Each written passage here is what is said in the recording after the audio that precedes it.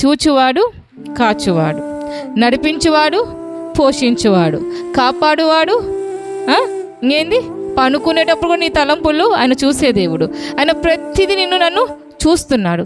ఐగుప్తులో ఇజ్రాయేలు ప్రజలు బానిసత్వంగా పడి ఉన్నప్పుడు అక్కడ ఏమంటున్నారు తెలుసా? నేను వాళ్ళని చూచి ఉన్నా, వాళ్ళు పడుతున్న ప్రతి శ్రమను నేను చూచి ఉన్నా.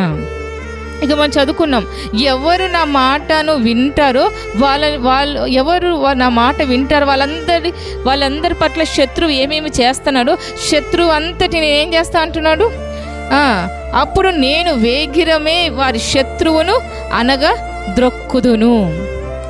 అని చూచే దేవుడమ్మా, చాలా జాగ్రత్త.